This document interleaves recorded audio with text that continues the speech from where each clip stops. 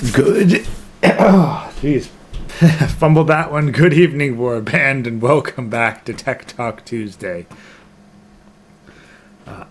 I am here with OK Lord as usual. Hello. And so we are looking into AI. They're taking your jobs, man. Well, maybe not your jobs, but definitely our jobs. but they're taking IBM's jobs.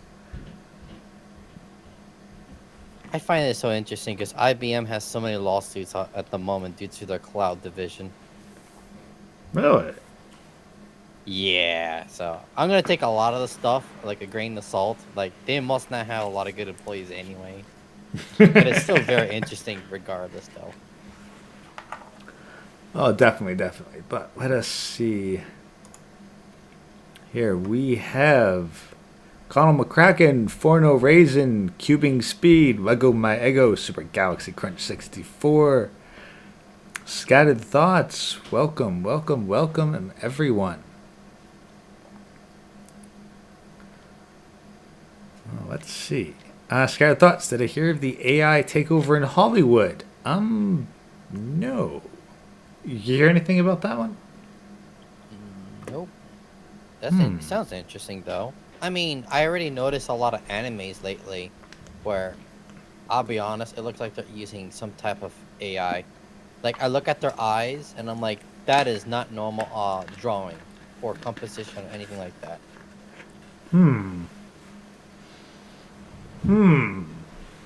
I could be wrong because you can't tell nowadays anymore when it's such a high production quality now. Oh, well, let's see. Let's actually look that up real quick.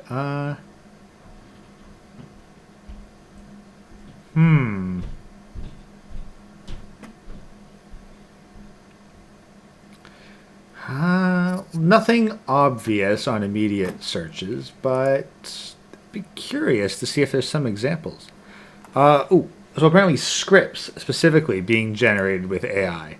Well, let's be honest, you're not going to get anything worse out of Hollywood with some AI generated scripts. Yeah. The more interesting one that I'm hearing recently is AI replacing human resource, which I'm like, thank God.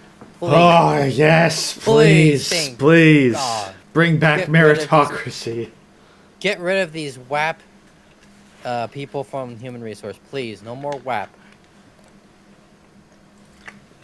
It's like, that's the thing, that's the vector, the primary vector for all this frickin' pseudo-communist bullshit was human resources. Oh, I can't wait. Oh, beautiful. The question is, will the AI also be woke? We'll have to wait and see. I mean, I'm confident. Depends who programs it.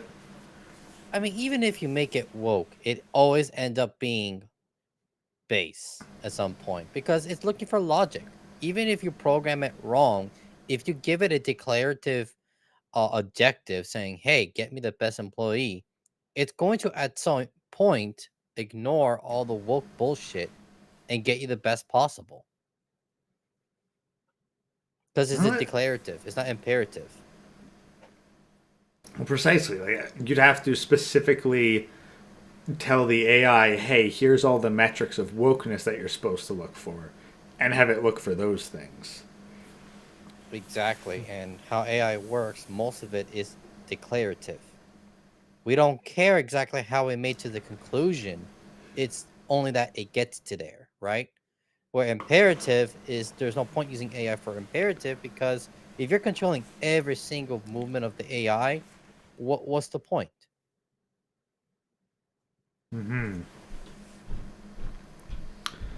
Let's see. So, apparently there might be something on InfoWars. Making the frogs gay.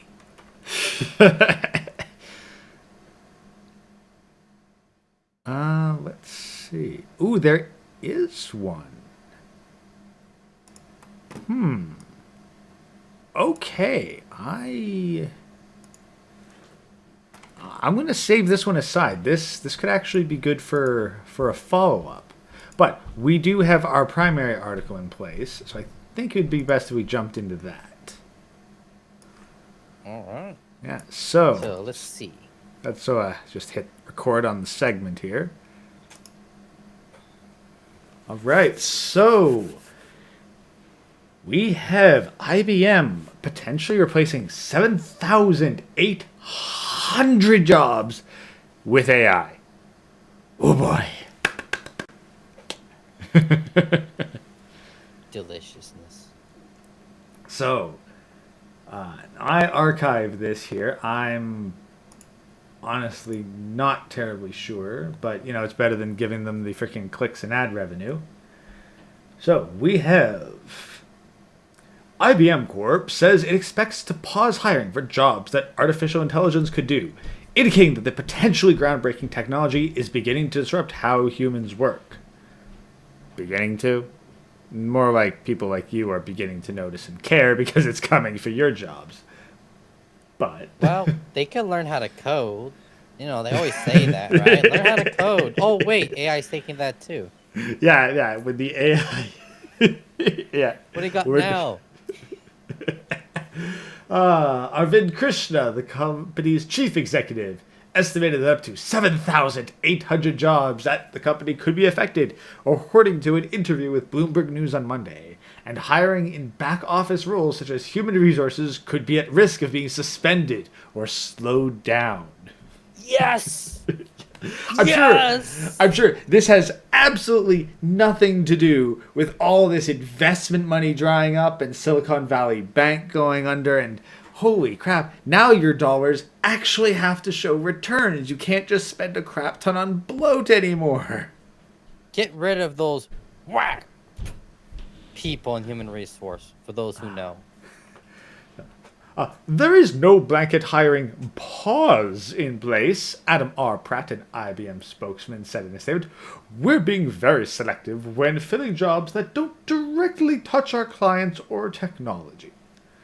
As generative artificial intelligence becomes eerily lifelike and gives rise to chatbots that can draft letters, write computer code, or create songs. Shameless plug, I'm doing daily songs on my channel, all with AI, so hooray. Experts have warned about its ability to put people out of jobs. A Goldman Sachs report in late March said generative AI could significantly disrupt the global economy and subject 300 million jobs, particularly white-collar ones, to automation. I disagree with the white collar one. 300? Yeah, that too, seems like... it's too high. No. Maybe in 20 years or Okay. 10 years, yes, I can see that. Not now. Okay, so globally. So, because 300 million, that's like what, a third of... Wait, isn't that like the U.S. population? Basically, yeah. Let me just double check that. Of course, we're not counting India because with their skill levels, yeah, I don't know about that. Yeah, like USA population's 330 million. Like India 1.4 billion. So it's the population of the US or 20% of the population of India. Yeah, I think the number is too high, and it's not even giving us a time frame, like what year. Like this is believable in 10 to 20 years, but this year, I Yeah, don't I think think so. could significantly let's maybe check the link to that report. See if it's got that on the Wayback Machine. Maybe. Oh. Okay. Let's see. Labor market, U.S. and Europe find roughly 2/3 of current jobs are exposed to some degree of AI automation, and that generative AI could substitute up to 1/4 of current work. Extrapolating our estimates globally suggests that generative AI could expose the equivalent of 300 million full-time jobs to automation. So up to 1/4. So up to 25% of current work for up to 2/3 of current jobs. So 2/3 times 1/4. That's what? A sixth? A sixth of all existing work? Fractional math's never been my strong suit, but I think that's what, 1/6? It's a reason why I'm a computer programmer. I'm bad with math. It's just fractions work. It's like 2/3 times 1/4. I'm pretty sure that's like 2/12ths, so 1/6. But essentially, 1/6 of all existing white collar work could be substituted with AI. That doesn't. Substitute, I guess, but not replace. Like it's gonna be like a tool. Well, that's the thing. Is like substitute. So I often reference automated work with the trade industry and more automated tools. So let's say you have a hammer versus a nail gun.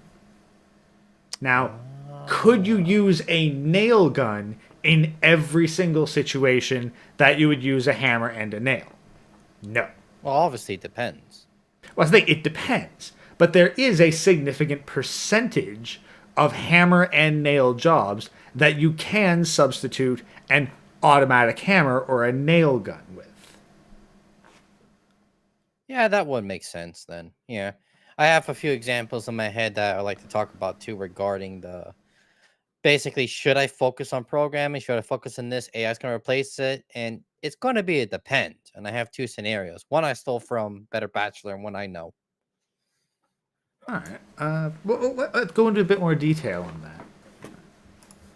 So I'm getting a lot of students telling me, oh my God, program is pointless. AI is going to replace me, this, and that. And I'm like, kind of true. And I have to go based on educated guess. So who here remembers what happened when the pipelines got hacked? As it's going to take a while to set this up, but who remembers? Yeah, like honestly, even I don't, because Well, I might as well make the setup. So a few years ago, our pipelines got hacked by apparently some Russian hackers. And because of that, all the automation tools, in this case, imagine it's AI, are pretty much managing all these pipelines. And they got shut down because of the hackers. So we all had oil storage and gas storage because we could not get any oil or gas anywhere because the pipelines were shut off. So the governments were complaining to these companies, why don't you just manually open the valves? And the reply from these companies is all the engineers that used to work in those lines have retired or passed away. There is literally no one in these positions to operate these systems, only the computers. So because of that, they had to pay the ransom to get the system back online because there's literally no one in the planet apparently that knows how to run that pipeline. So why am I mentioning this?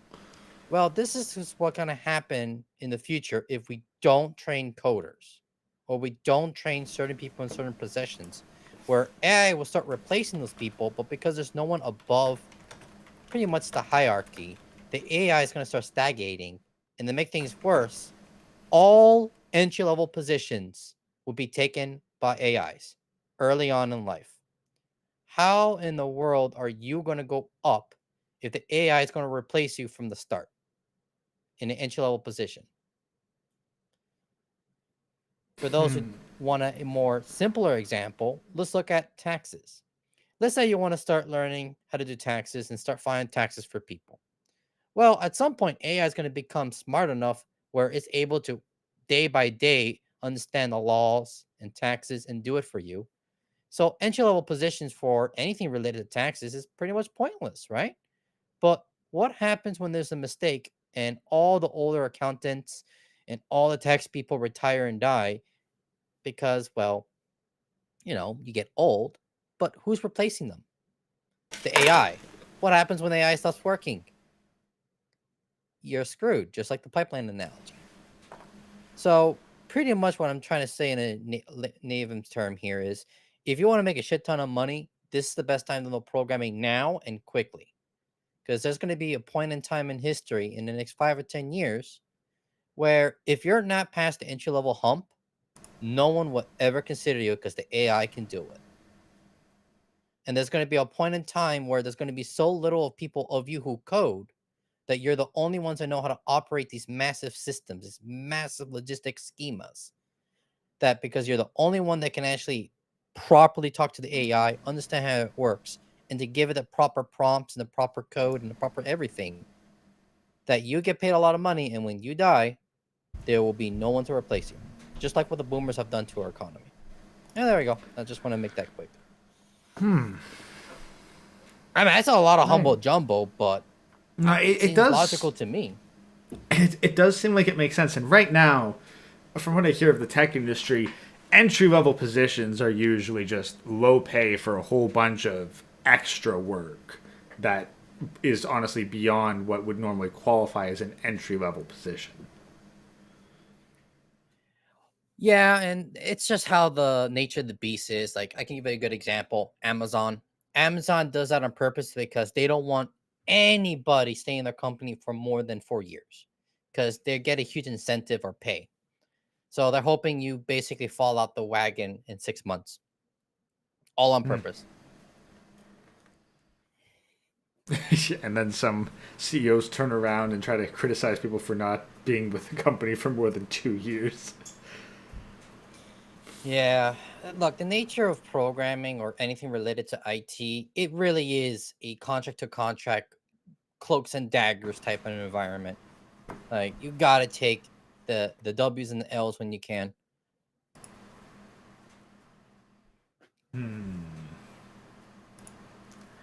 Yeah, that's the thing. Like, replacing all these entry level, like, and I mean, it does seem like the kind of bull that that company focused on short term stuff will totally look over because like, they'll absolutely neglect hiring and training up new people. I Is, mean, is, it already happened if you think about it, the pipeline. Like I can't think of exactly. any better example than that. There's literally no one on the planet Earth that could have manually get the thing running and save them billions of dollars. Because trust me, they would have paid an engineer $1 million to fix that, but there was none. Yeah, that's definitely a problem with the tech industry. They tend to want you to come right out the gate with everything they need rather than actually training you up. Well, it makes sense because a lot of the people in the higher up of the chain or rank have never worked on a computer. The CEO probably never worked on it. The CTO, same as well. It's just one of those weird kind of positions where, oh, IT, yeah, you do magic. You do magic now. I tell you do this because it's magic and it should work because it's magic. You need more mana? I give you more mana. I gave you so much mana. Why is it not working? That's the mindset of most of these CEOs. I mean, it's happening right now in my company. I was working on a Linux deployment, and last minute they said, "Oh, we need this to do Windows now." And let me tell you, dealing with Windows Shell, PowerShell specifically, holy shit! Oh no, what a piece of shit that shell is. And now all deployment got delayed by weeks because of it. Because I literally told them, "You want this last minute? Well, guess what? It's gonna take you a month or two now. Pay me. I get paid hourly now." And I Paid don't got much of a hourly choice. in in gold in silver bars only. Oh yeah, no, I'm probably gonna need that in the future too. Yeah, like none of this bi-weekly check. Like end of the day, you hand me silver by weight. That's right. And if you want, I can be nice and just wait 1 day for the first class delivery too to my house with armed security too.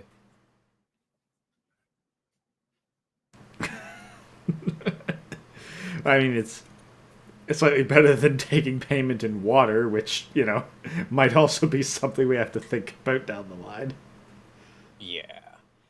But I see what they're trying to say with the IBM, like human resource. Yeah, makes sense. Reception, basically chatbots, which is going to be customer service. Yeah, I hate most of the humans there anyway. If the human works better than, sorry, if the robot works better than human, I'm going to take the robot. Well, that's the thing. Like I've already seen like some AI secretaries. Like you call, like you quote unquote call in, but if you open up like tech support of some kind, like, they'll have an AI like serve you as far as it can before eventually transferring you over to a human if necessary. Oh yeah. Also, I just realized something on the paper here. It says white collars, but the report's referring to more like service jobs, though, like customer service. Kind of weird. Well, that's the thing. I think that they want to scare the programmers by equating their jobs like it's all white collar jobs. Like no, it's office jobs. They're trying to scare the programmers by saying it's your jobs threatened when really it's more so the secretaries and human resources. Which Yeah, I guess. What isn't white collar a generic term in America referring to just office jobs? Because I thought uh, it usually refers to like a lot of money. Because that's what it seems is referring to here. nah, it's general office jobs. Like whereas blue collar is like working with your hands in the trades. White collar is basically anything in the office. Oh, then white collar is appropriate. Okay, that's my fault. I thought white collar meant like PhDs and people with high profession. I didn't think it just refers to office jobs. Period. I don't think that you're entirely wrong. Like it usually requires usually some kind of degree or paperwork, but again, this is where your secretaries are. Yeah, you can replace them. Most of them are Yeah, useless anyway. exactly. I honestly, I'm willing to bet. I'd put down some decent money on this. That this is legitimately a women most affected moment. Oh hell yeah! And on top of that, what's going to be even funnier is that once they start realizing that the cost of computing, meaning they have to get their own hardware or use cloud, it's going to be a weird mix of humans and AIs because they can't afford everything to be pure AI because it will be too expensive at some point. Well, okay, but here's the thing. Think about this. Look at the wake of the Me Too and company scandals as well. Like Okay, but I don't know with how it's connected. well, okay, here's the thing. Women in the office are increasingly a liability. Oh, I mean, the best example I can think of is Korea. Like, you want a good example? Look at Korea with how they treat their women in the office. Like, nope. If I'm not with five guys with a camera on, I ain't walking in. Five guys and a lawyer. Oh, and a lawyer. Yeah, can't forget the lawyers. Five guys and a lawyer, security camera, room is bugged, and a follow up after action reports being written to the chief management officer with a witness saying, yeah, no. So that's the thing. Like, women in the offices are becoming an increasing liability. So if they're the most affected demographic to be replaced by AI, which, like, okay, let's be honest. How much how much of this white collar work is writing emails? Easy. Most meetings can be a goddamn email. Yeah. So when we're looking at, 1/6 of white collar work can be automated by I don't think it's unreasonable to think that most of that is writing emails.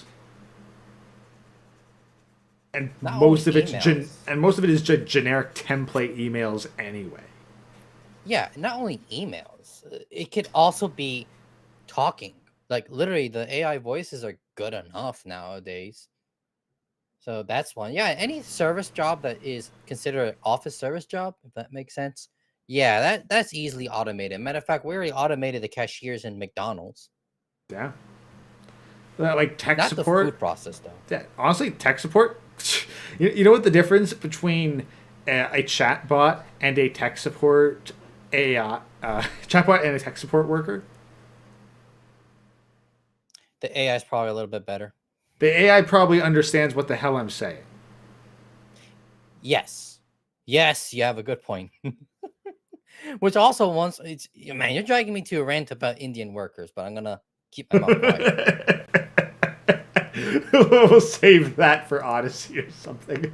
But let's actually continue through the article a bit. So, Krishna's statements are an early indication of how widespread generative AI's impact could be inside corporations. Chegg, the online learning company, also said on Monday night that the viral chatbot ChatGPT is affecting its customer growth rate, causing its stock price to tank. While AI is likely to impact the workforce, economic analysts also caution that it's still too early to tell how disruptive it'll be. Not too destructive. It's people over dramatic, dramatic about it. Like it's gonna cause more product, productibility with all this stuff. I mean, it has happened many times in history. Exactly. Like, just because, again, referencing to the traits, just because we got pneumatic nail guns, that did not eliminate all carpenters. Oh yeah, and it just made the job easier for the right situation. I remember a long time ago when I had a nail gun for doing some flooring, and I was like, for a deck. I was like, man, this is so easy because for a long time my dad made me use the hammer and nails. And when I got that nail gun, I was like, I wish I can use this all the time. Well, precisely, because that's the thing. It makes it so that even someone who's just picking up a nail gun for the very first time can operate at the speed of someone with decades of experience manually. I agree. Yeah, it's a tool, and a tool must be used correctly to get the best output. So that's the thing. It'll just make it so that, well, people at entry level positions with entry levels of experience, they can do more. I mean, like, you don't need to be like super brilliant to have a whole bunch of formalized emails be sent out anymore. I mean, honestly, they probably, like, most people who are doing secretary work are probably not really qualified for their positions anyway. And it's just glorified charity jobs. Like human resource. Precisely. Human resource, probably some elements of accounting, maybe. No, I wish. I trust me. I wish. I work with accounting. For some reason, AI struggles so much with accounting, and you think it wouldn't. And I think the reason why is because it's too abstract. Because you have to think about where is this going to be applying in the tax code? Is this going to be a depreciating asset? Is this for IT? Is this software? Et cetera, et cetera. It struggles to identify what it is. And I think that has to do with the billing code. Maybe in the Hmm. future, if they make the billing codes with a little bit more metadata, I think the AIs will do way better. But at the moment, too much abstraction for the AIs to pretty much process it correctly. All right. Okay. So, anyway, I'll continue. I think almost every job will change as a result of AI, said Tom Davenport, a professor of information technology and management at Babson College. It doesn't mean those jobs will go away. In recent months, the general public has been dazzled by the capabilities of generative artificial intelligence, referring to software that creates text, images, and video based on data it's fed. OpenAI's ChatGPT has penned heartfelt poems. Image makers such as Midjourney have created pictures convincing people that the Pope wears Balenciaga. Of all fucking brands, it had to be Balenciaga. And that, of course, would be what fucking Washington Post does, but the rapper's Drake's voice has been cloned to create a song he didn't sing. I mean, he has a pretty simple voice. It's all Yeah. auto-tune anyway. Yeah, like, not terribly difficult to take an AI voice, slap some auto tune on it, and make it sound like a modern day singer is singing. Like, you ain't That's gonna the get only a. thing I hate about auto-tune. It ruined good singers. Now it's just all about the good-looking ones. I miss those times. I mean, you still have some of them, but they're a They're lot still harder now. there, but your average, the average normie is not going to be aware of them because they're not, well, popular. Because, surprise, surprise, it's easier to manipulate somebody who is only brought up to fame via technology and money rather than someone who actually works hard to perfect a craft. Yep. Nature of the beast. So, while the product's creative outputs have been lauded, they've also brought worry that rote administrative jobs will be replaced. You misspelled excitement and jubilation there, but I have no idea what I'm looking at. They butchered it too much. And remember, these guys get paid how much money? 6 figures? oh god, keep in mind, people. These for I I bet an imagine. AI wouldn't make this mistake. God, probably not. Or, I mean, like let's be honest. BuzzFeed switching to AI generated stuff is probably the smartest bloody move that it could make. I mean, it already sounded AI generated before, so. No, you're insulting the AI, man. Goldman Sachs March report predicted 18% of work worldwide could be computerized, with white collar workers more at risk than manual laborers. Yet no shit, and yeah, that is about 1/6. Wow, you're really good with math. You can't be a computer programmer with that, unfortunately, though. But you can do other stuff, though. Yeah, be good at math. Not suitable for computer science, but there's other places. Like, Jesus. I'm being serious when I say that. I know you're being serious. That's what's sad about it.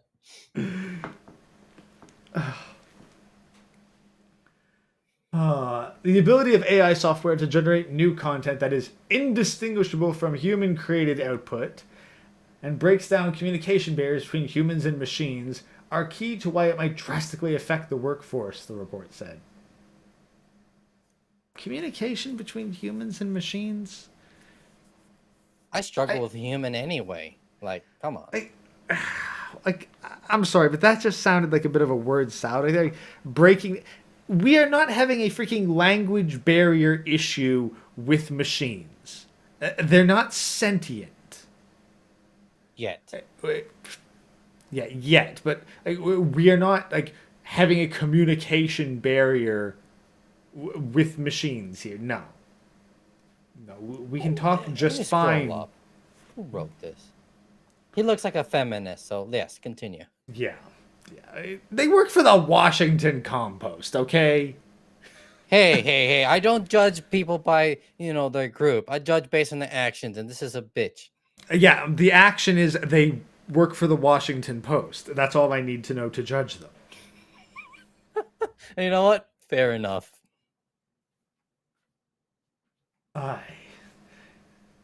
Using jobs data in both the United States and Europe, report writers found that roughly 2/3 of current jobs are exposed to some degree of AI automation, and that generative AI could substitute for up to 1/4 of current work done by humans. Again, 2/3, 1/4, that's 1/6. So, yes, still about like 18%. Like 16 to 18%. Whoop de shit.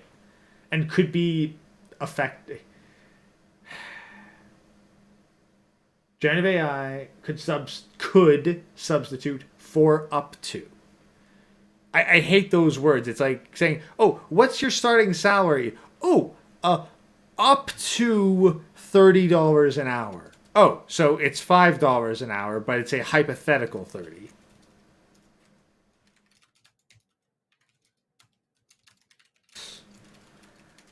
In particular, the report noted that office support workers, lawyers, and engineers at most risk, rather than construction workers, maintenance professionals, or building cleaning crews. It's like, yeah. Well,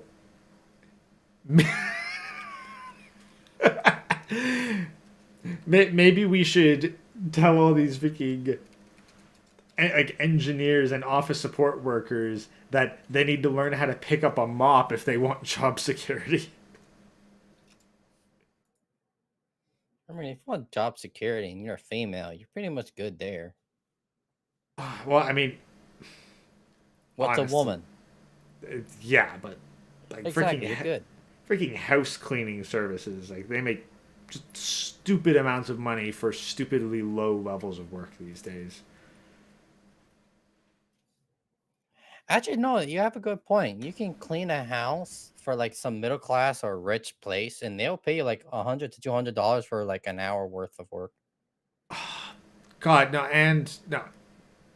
This was a concept that has been blowing my mind for literal decades. The idea that you have to tidy up to prepare for the maid. Wait, what?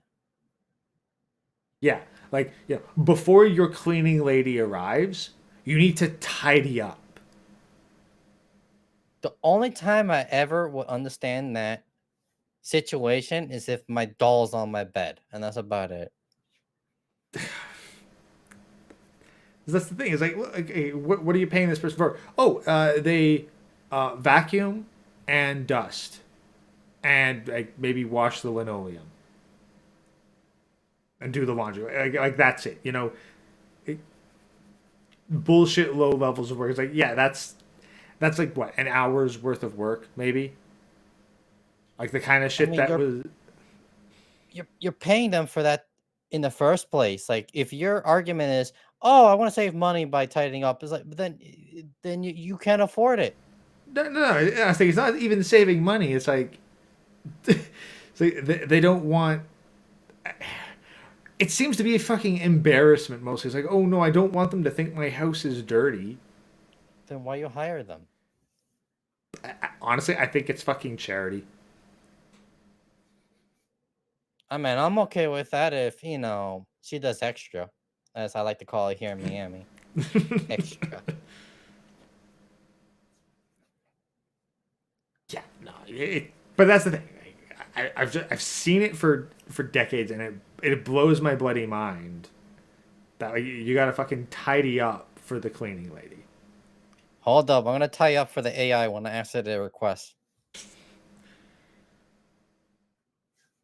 Don't want the AI to be, think I'm a barbarian.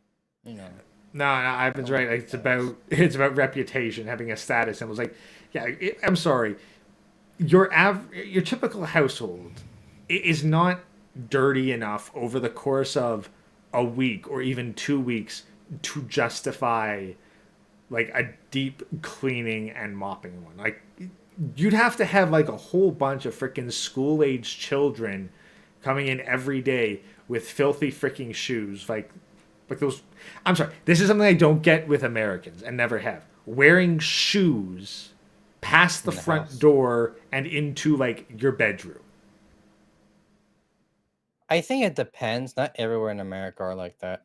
Like we have something called a mud room in some places. Like hey, take off your shoes. Nope. Yeah, I think like, it's just mostly in the cities. yeah, probably. Also, a quick mention. I've lived next to royalty, like actual royal people in South Africa. They don't give three fucks about keeping things clean. They will literally throw cigarettes at someone's property if they think they want to. Like they live very disgusting. They have like what 5 or 6 maids or something. Like they don't give three shits about if their place looks orderly or not. They have someone to fix it, and that's their attitude. They just literally do things. They drink, drop it, or leave it somewhere, and someone's supposed to clean up after them. So I would agree it is a status symbol if it means it's always clean and you have someone that dirty. Whatever. Royalty is really freaking weird. No, but that's the thing. Like that, I'd understand if you're like, hey, I want to be able to just be an absolute slob with no consequences every single day and still have my house be presentable. Okay, then I can understand like the cleaning lady. It's when you're like, oh, I'd better spend an hour or two making the house neat and tidy for the cleaning lady. That's when it's like you're just hiring them to hire them. Yeah, or they think that's what rich people do, but they have no idea what rich people do. Because there's so many people in America, and it's specifically in America, I see this where they try to pretend they're rich, but they're not. Yeah, like they blow a shit ton of money on stuff that they think is saving them time. It's like, no, you wouldn't have done this anyway. You're blowing money on bullshit. Well, that's what IBM CEO thinks about all this. Too many workers. All has to be AI replaced. And well, let's be honest, like the tech industry has overbloated. Like they have Massively. been, like, they've just been hiring a shit ton of people who aren't profitable for years. And they don't even know what they're doing. I'm already dealing with one woke kid that has no clue how to run my test code. Zero. He looked at it and it was like, I don't know how to run this. I'll do this tomorrow. And then blames me for it not working. And I'm just there like, it's all documented, but whatever. Moving along. I, I mean, we're already at the point where you can't trust a high school graduate to be able to make change at a bar. I don't think it's any surprise if we're going to be getting college graduates who don't know how to read. We're already at that point, so yeah. Yeah.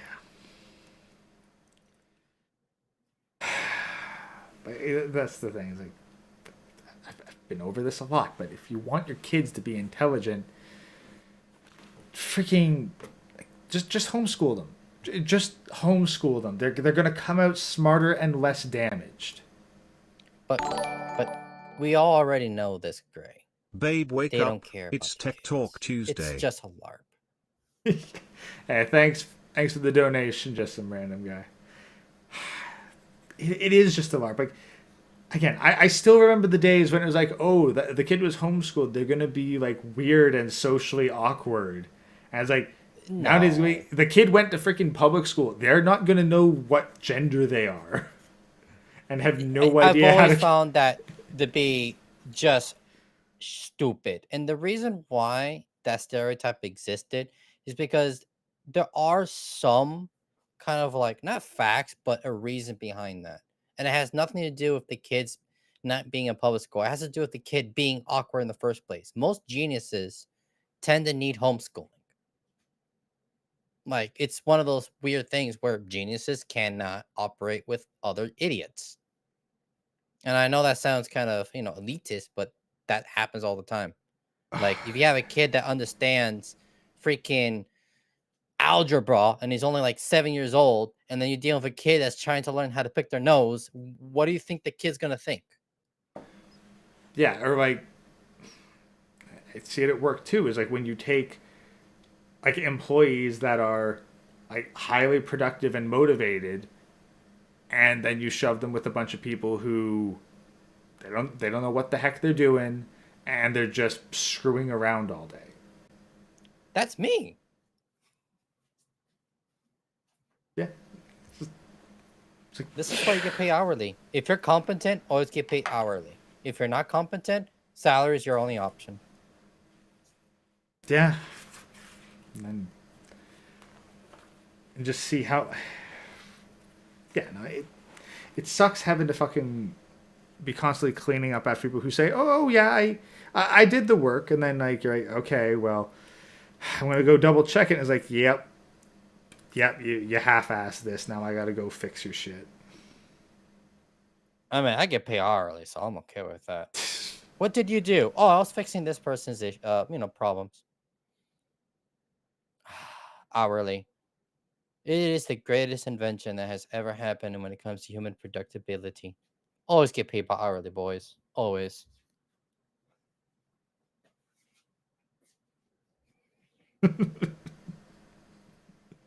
Sorry. Oh, sorry. This one's nice. Gabriel Melnick. It's like having Arkham Knight interpreted by your local theater. Yes. Look, man, I was one of those kids that was not smarter than everyone in school, but more of like mature, where I'm like, I do not want to associate with any of these people. Zero. There was only one person I ever talked to in high school, and that was literally my teacher. Because I was just sick and tired of all these. I mean, I live in Miami. What do you expect? Just degenerates. And trust me, I'm a degenerate. But these degenerates, oh no. It's a whole different level. Like, the kind that would go and like willingly put silicone underneath their forehead to look like demons. That, yeah. And they'll also be like, bro, she said yes. And then you find out it's a dude. It's like, don't matter. It didn't touch. No, I'm being serious. Someone told me that it was a trap apparently, and it's like, oh, the balls didn't touch. I didn't know that. It was the most awkward. Oh, this is my favorite one. Has anyone ever? I don't know if I'm allowed to say this. Has anyone ever, jerk it and it hit your face? And it hit your eye, and I'm like, I don't know if you're gay or it happened. Either way, it's bad. Yeah, like from what I understand, that shit was burns. my daily conversation in high school. Like, get away from me. Oh god, yeah, it's like that's the kind of shit that, like, if I hear stuff like that at work, I'm like, for fuck's sakes, guys, I am trying to work here. Would you please keep your fucking degenerate ideas to yourselves?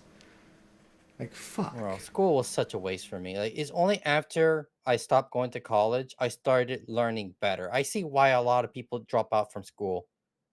It is pointless. Yeah, like, I mean, that was me. Like, I was like, do I spend like another $10,000 and another year of my life to get a couple bullshit credits that don't actually affect my job prospects in this industry? Or do I just say fuck it and start doing shit on my own? And I just want to point out what just some random guy said.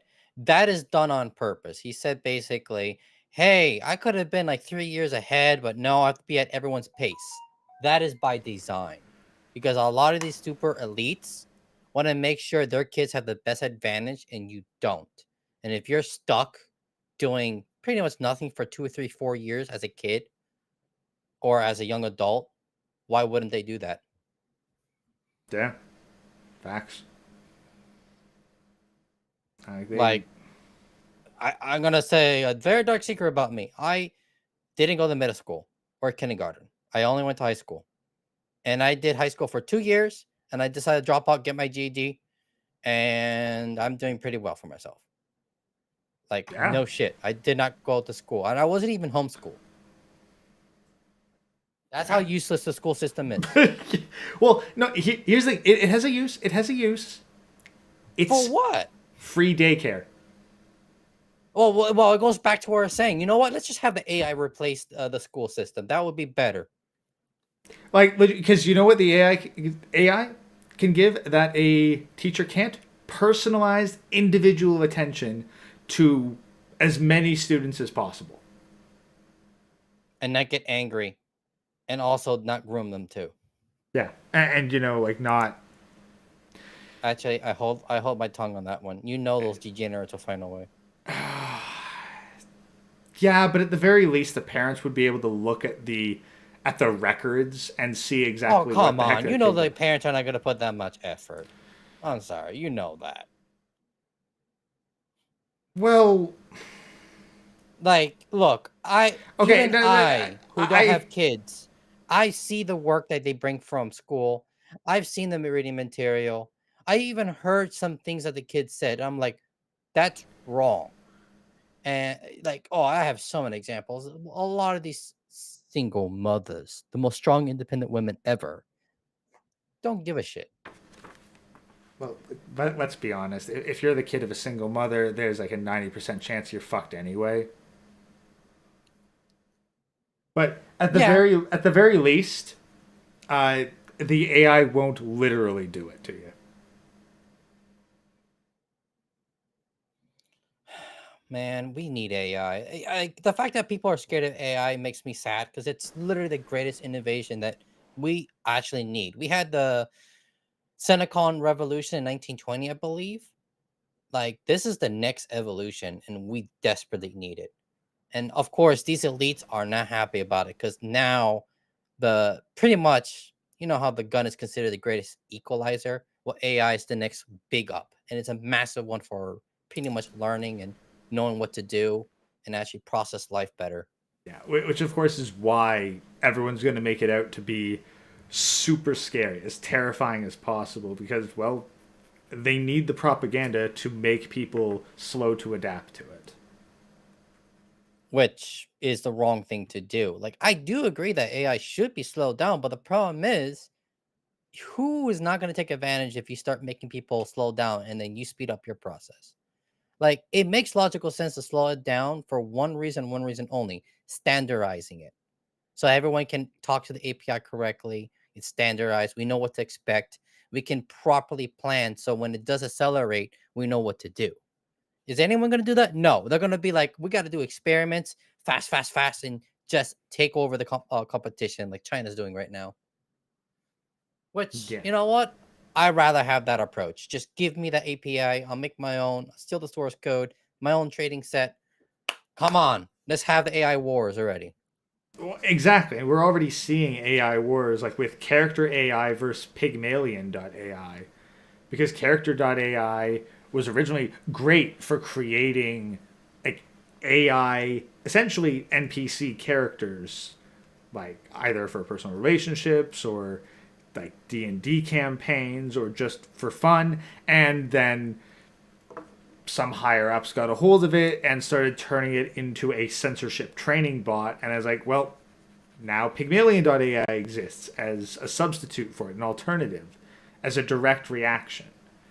So that's the thing. As soon as you start standardizing it, then it's going to be grabbed by the people at the top and they're going to repurpose in co-ops. You need it to be a constantly evolving hydra in order to prevent like anyone from clamping down on it and securing control. Yep, I agree with that. Also, hey Manic, yes, we're giving you a PTSD.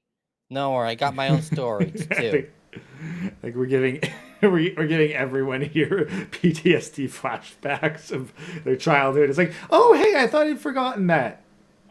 Well, time to go back to therapy and pop out the meds again. It just shocks me how a lot of parents are like, "Oh no, school is amazing," and then if you tell them, "Was your school experience amazing?" They all say, "No, fuck no." It's like, what did you expect? Oh no, the kids need to go to public school or else it'd be awkward. Yet you remember school being horrifying. Like, No, yeah, actually, whatever. this was great. So I got a younger coworker. He was having trouble because like he did an essay on a topic that the teacher said like, well, no, your essay was really well written, but this topic isn't school appropriate. So I told him, go to the library, see the books are there, grab a whole bunch of them and point out that, oh, is this school appropriate? Is this school appropriate? You know the kind of books that are in your freaking public school libraries right now. Yeah. So, and apparently it fucking worked too. Man, why you gotta tell me this stuff? I already know, but being reminded just oh. And remember, I'm actually an educator. I know the system very well, unfortunately. It's a major reason why I do everything online now. Oh, and by the way, just to give you one more history of my time in high school, uh, oh my god, this civil engineer decided to teach algebra for kids in freshman year, and he straight up wrestled and lost to a midget in the classroom.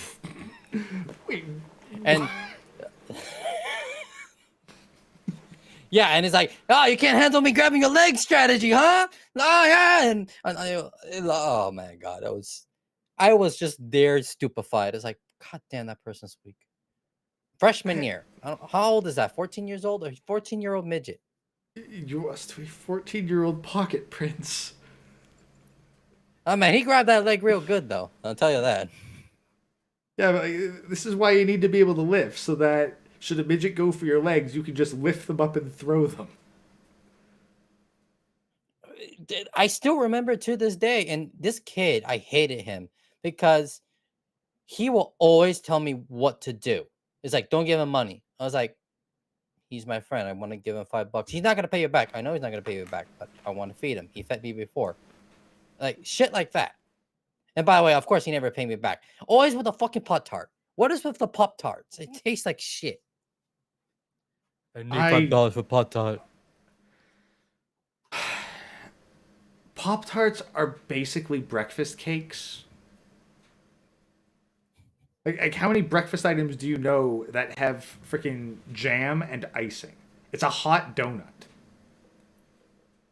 Well, I think it's a cracker donut. Yeah, but that's the thing. It's like freaking icing and jam and pastry that you put in the toaster. It's a hot donut. Doesn't even taste that good. No, no, but like they come frozen. So You know what? I have a theory. He probably did weed. Because the Pop Tart cost like $1 back then, not $5. Probably was weed. probably sweet. Yeah, I had oh god, that's so funny. One oh no, I don't know if it'll be here forever. I got so many crazy stories of the 2 years I was in high school, and We're of course already because it's Miami, I have the most ridiculous ones possible. we are like halfway through this article and we're already 50 minutes into the segment. I mean, it's I mean, it's content. I mean, par for the course for this, but it's funny. Oh, Look, it's bad enough that I mentioned someone jacking off and hitting their eyes with it. Content. oh God, let's just keep going to the article for now. Yes. Krishna, who has been IBM's CEO since 2020, said in his interview that rote tasks such as providing employment verification numbers or shifting employees between departments could be fully automated. Other human resources functions, such as evaluating workforce productivity, would be less likely for automation. Like, yeah, holy shit, writing form letters is being automated. Shock and fucking awe. Of the company's 26,000 non-customer facing roles, Krishna said he could easily see 30% of that getting replaced by AI and automation over a 5-year period. The company announced in January it was laying off around 3,900 workers. I have a little theory that they're probably trying to make an excuse to fire more people. Instead of 30%, think of it as like maybe 14 or 12%. Because they Well, even mentioned it before up there. That's what like around 18 or 16% is going to be the replacement numbers, not 30. actually, no, here's the thing. Oh my God, this could be brilliant. Think about it. How do you lay off like a third of your workforce without scaring away investors? AI replacement. You say you're replacing them with AI. Oh. Oh, this is a perfect cover for them to get rid of these WAP people in human Absolutely, resources. they get to fire a shit ton of people and cut costs there, while still not having a bunch of investors getting scared and pulling out. In fact, they'll probably attract investors with this AI stuff, so they get to fire people and get more money for it. And it'll show significant profits. Yeah, that's the thing. Is like these people at the top doing this stuff. Like, I can't say they're stupid. Like I've seen some people at the top who do stupid shit, but then you look at this from a 3D, 4D chess perspective, and you go, oh, maybe they're actually intelligent here. Well, this is how I like to look at it. Most CEOs, even if you think they're stupid, most likely they're not. And the reason why I say that is because they do everything they can to make money for themselves. So it doesn't, even if you see a company collapse, you always know the CEO is pocketing somehow, right? No matter what happens, the CEO seems to always do well afterwards. The Yeah. job of the CEO is simple: make money for the shareholders for whatever reason, either by growth stocks or dividends. And then, of course, they partake in whatever benefits they can take. Yeah, like I think one example, and might be kind of an apples to oranges thing, that I heard from an old coworker was where the CEO or whatever like refused to do preventative maintenance because they didn't want to slow down productivity for a machine, even though the lack of this preventative maintenance was causing them to lose 30% productivity on this machine per day. Yeah, I guess he had a short term idea of staying in the company and then moving somewhere else. I've actually known people in real life when I was with my stepdad, who was a CEO. Some CEOs are just that shitty where they will collapse the country. Sorry, not country. They will collapse the company, take whatever dividends, golden parachute, or whatever deals they have, and then they go to the next company to basically grape it. Grapes, lots of Yeah. delicious grapes. Yeah, yeah. Make delicious wine from the grapes. But sometimes they're just dumbass CEOs. Like if this is a small company, then yeah, it's probably dumbass. But I'm referring to massive companies though. Yeah, yeah. No, this wasn't no massive thing. They were probably, I guess, qualifying like mid-sized manufacturing. Oh no, they're stupid. No, Yeah. because this only applies to the top of the top. Because over there, their incentive is to make the most money they can and get out, and then blame it on the next guy, the fall guy. So politicians. Oh yes, well, the CEO position is a politician, in my Yeah, opinion. They don't true. know much about business. Yeah, they're just like the political face for the people who actually have to move shit behind the scenes. Like Yeah, they're in the meant to past, like. it used to be engineers. Now it's freaking salespeople. Yeah. Don't worry, AI is here to save us. Yeah. No, as the. Yeah, AI is here to save us from incompetent humans. In some cases, that's ourselves. In other cases, honestly, that'd be kind of interesting to be like, hey, so who's your CEO? Oh, it's an AI.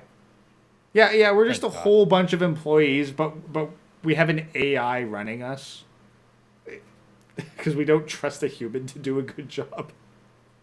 I mean, that's the best way to run society. I mean, as long as the AI is not biased, then yeah, it will probably do better than most humans. Like if you have an Like, objective yeah, metric, I mean, like if you were to be like, hey, AI, you have two jobs. A, maximize the profitability of the country over a long period of time, and B, prevent rebellion. you know what I'm imagining? Hmm. The AI just becomes a dictator.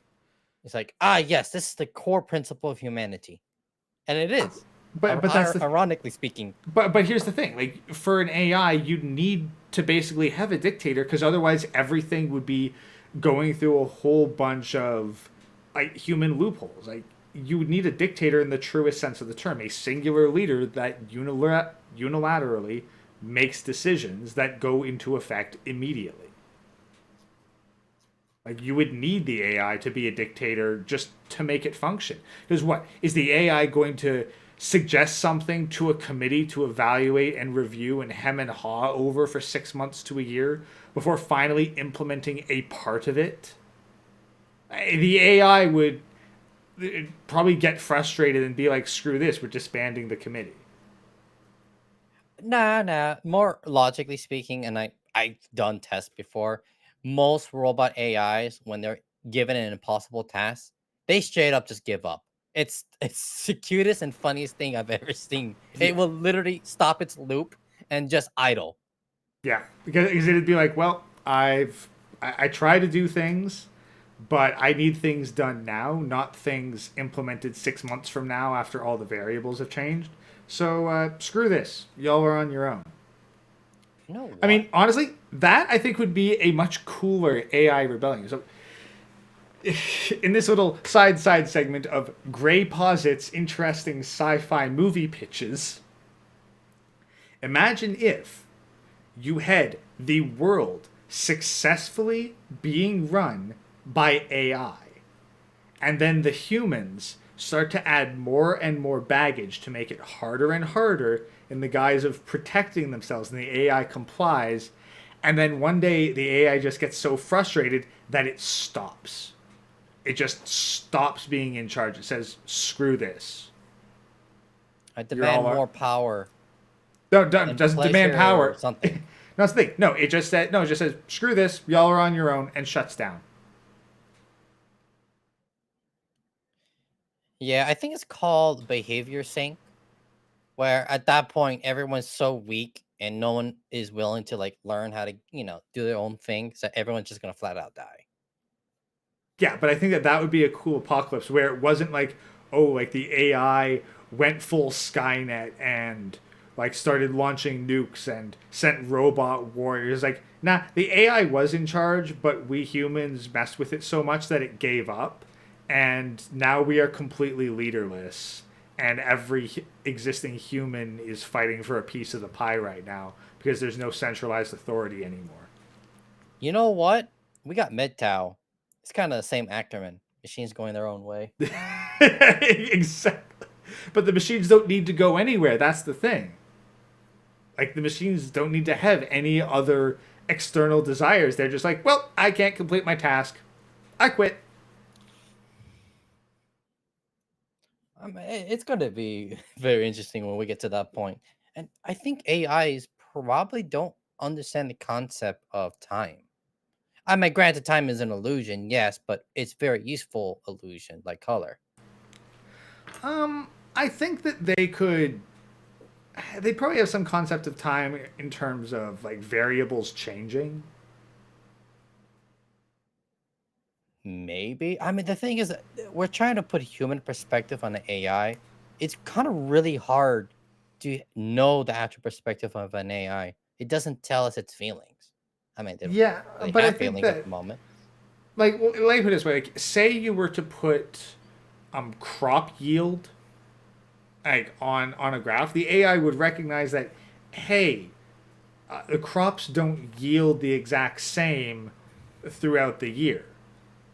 Like, there seem to be sections where there are higher and lower crop yields, and thus it would gain the aspect of time because it would need some variable to justify why crop yields are inconsistent but have predictable patterns. That wouldn't be time. That would just be knowledge based on the condition, though. Yeah, but the condition is time.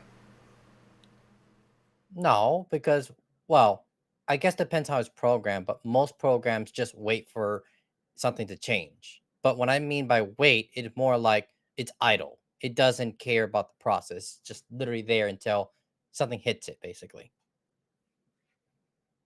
Yeah, so you have to program in like days and months as some kind as a variable for it to cross reference with existing data. More importantly, it's actually thinking about it. Because that's the thing. AI doesn't think about time. It only gets hit by it. Like a condition just met and I got hit by it. All right, I got to do it. That's how most AIs work. It's not that they're thinking or waiting for it. Like waiting, for example, okay, gotta wait 5 minutes before doing this process. Okay, simple. But what happens when you're saying you're waiting for someone to come? You got to think about this. Okay, I have to worry about this in this time frame. A lot of AIs don't have that programmed in where they're worried about time. It just happens. Okay, If that makes clearly sense. we need to get in we need to get in touch with a bunch of these people who like see if AI can do like video game tasks and be like, "Hey, can you make an AI that can beat Stardew Valley?" I'm pretty sure that exists already, to be honest. Eh, I don't know. A lot of them seem to want to like seem to have to reprogram the game from the ground up. But that's the thing, because that would That's be cheating. yeah, probably. Yeah, no, it's straight up cheating because once you give a AI the actual environment of a game, like every environment is going to cheat and always cheats. You have to make sure it's separate. So, for example, it only can use the keyboard and mouse, basically. Well, yeah, That is that's the only type. well. No, it's more so that it is often like I've seen one example with Jump King. Like, it was easier to remake the game Jump King from scratch to program an AI within it to iteratively learn rather than to try to get an AI to observe the screen of the game Jump King and understand what the heck's going on. I know what you're talking about, Code Bullet. Code And Bullet, yeah. that is a principle that there is no name for it, or maybe there is a name for it and I don't know it, where AI is limited based on the environment that we can make it, not the real life environment, the environment that we are able to give it where it has a lot of control over. The less control AI has, the worse its output's going to be. And that's a perfect example of it. You make the game and you let the AI be in the game, it has more control. You make a game and the AI has to use mouse and keyboard and whatever pixels are on the screen, it's going to struggle because it has way less control. Yeah, I think that the alternative would be Code Bullet's Idle Clicker. Like that would be the other example because he didn't remake Idle Clicker. He had to program an AI to play it, but that wasn't like a machine learning thing. So I think Yeah. that like it'd be interesting to create like one of those kind of farming simulator games where there's the passage of time and see what it would take to code an AI to make seasonal predictions and plant crops accordingly. That would be interesting. But the issue with seasons is that it isn't based on a time or date. Sometimes it's a month behind or ahead. Yeah, well, It's AI is interesting. They're going to find a solution. It's probably not that difficult to program an AI to think about time. Because right now, how it's programmed with AI with time is that it just happens. I'm pretty sure they can make a condition somewhere randomly think about this time. Does it make sense? Please real or evaluate this time frame. Like that's gonna happen at some point. So it's probably not that difficult to program. We just okay, don't well, have the hardware for it. all right, well, back to the article in question though. So I mean, it was AI related. it was. I know. AI is also starting to financially affect other companies after Chegg CEO Dan Rosenweig said that his company's Monday evening earnings call that ChatGPT is slowing his customer growth rate. The company's stock fell 45% as the stock market opened. 45%. Is that like 45% of its value? 45%? Like, does that mean that like if the company stock was worth $100, that it fell to $55 in one night, basically? Is that what it means? Well, to be honest, the market has been so heavily manipulated that it's possible it has nothing to do with it. Like, there's a lot of government manipulation going on right now. Fair. Like, I really wish times were stable, and the only reason why is so we can actually accurately measure things. Like at this point, who knows what the real number is? Like if you look at stocks today as an example, and last week, it's been a roller coaster going up and down. It's so difficult to predict anything. You might as well be a monkey randomly picking stocks, and you'll probably do better than most people. Yeah. Okay, so I'm actually just looking up Chegg Inc. Like, let's see. So this was let's see, 2023. Like literally today. Is this article today? Hold on. I mean, I registered it here today. Yep, shit, today. So, Oh yeah, no, the market today is going ape shit because of the bank oh, runs happening. oh, yeah. Okay, so And that happened what, yesterday, what's the by the thing? way, the Like bank it, what's the runs. thing? Like it dropped, like it dipped, yeah, and then it spiked again. Hey, one second, I'll pull this. I'll pull this over to the display screen. Hold on, where I have way too many tabs open. I've seen some people be like, oh, I've got like for 30 tabs open. Well, I've got 60 tabs open. It's like at any given time. If I have under 100 tabs open, then I consider that a low number. Am I the degenerate here? I literally only have like at most 7 tabs. Yeah, no, that I don't think that you're the degenerate. I think you're sensible. So I don't like, know. I seen people with 100 tabs and they complain when they close the browser. oh no, that's what I like about the browser I've been using with both Brave and Firefox is it saves all the tabs. So then the next time I open it, it just opens all 100 tabs. Ah, you rely on that technology. That's why you have 1,000 tabs. Yeah. I mean, it sometimes things mess up and I lose all of them, but it's good enough. Good enough. Is Chess a tech company? Chegg, yeah. Here's the Yeah. thing. This is a bad time to invest in anything IT related. So, yeah, I know they're just coping, to be honest. Yeah. So, Whatever excuse they can make, because the only well, be careful with finance advice. But one thing I can tell you for sure, with interest rates being this high, IT sucks. And trust me, I work in the field.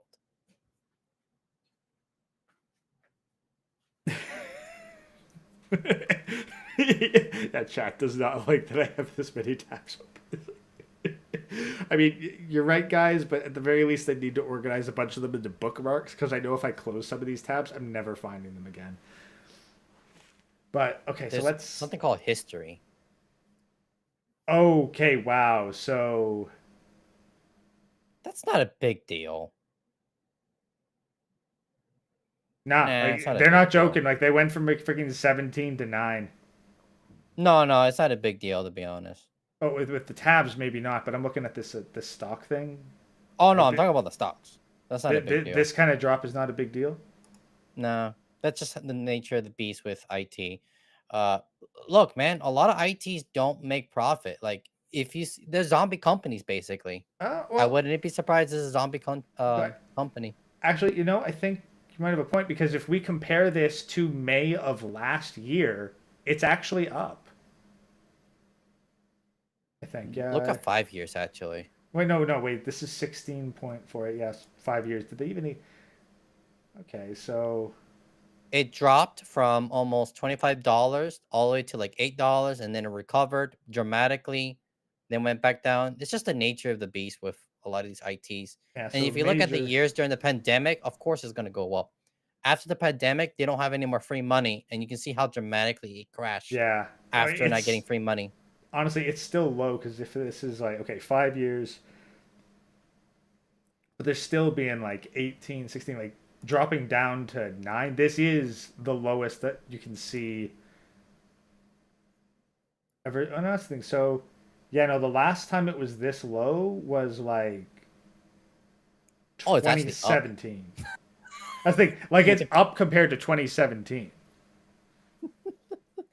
I mean, with inflation, that's pretty like bad I anyway. mean, yeah, Regardless. well, let's be honest. With inflation, they're down. Yeah, no doubt. But the thing is, when it comes to IT stocks, it's really hard to gauge because they're considered a growth type of stock, not a dividend. And basically, in layman's term, they do whatever they can to make their stocks go high as possible and then sell it and then screw everyone else that is holding the bag. It's basically a game of chicken in the train. Who's going to chicken Yeah. out? And they already sold at the top, and that's why you're not going to see it go up anytime soon. You can look at Zoom. Zoom is the same thing where you notice it goes all the way to the top and it drops down like a bomb, even though there's still high demand for Zoom. And that's just because it's a growth stock. Everyone invested, all the dividends go back to the stocks. People are buying, sorry, the company's buying their own stocks, and then at some point, someone sells it. Basically, the people at the top. And then there you go. That's the Yeah, pattern of honestly, most tech stocks. would not be surprising if like a bunch of people at the top sold their shit and then the CEO like said this thing about ChatGPT and then like the company price dipped afterwards after all the people at the top had already made their sale. Exactly. It happens all the time. Inside trade, Yeah. illegal, but only illegal if you get caught. Only illegal if you get caught. But let's see. So, in particular, report noted that office support workers, wires, engineers may have most risk. We did that. Yeah, fell 45%. This is not a skies falling thing, Rosenweig said. It's just an acknowledgement that there's been a technological shift, and we need to prepare for it and adjust our company and go after it aggressively and adjust our cost structure to do so. And here's a whole bunch of company gobbledygook jargon that promises absolutely nothing. Davenport of Babson College said AI will likely affect how people do their jobs. Predictions saying it will put thousands of people out of work seem exaggerated. We just have a poor record of predicting what jobs will go away.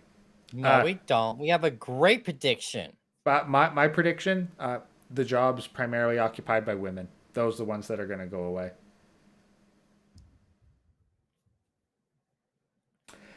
He said most jobs involve many different tasks, not just a few that are replaceable by artificial intelligence. He added that if generative AI becomes more widespread in the workforce, people's jobs could likely evolve rather than go away. When one task goes away, another task comes along to replace it, he said. Humans are pretty enterprising about finding new ways to be valuable. Some humans.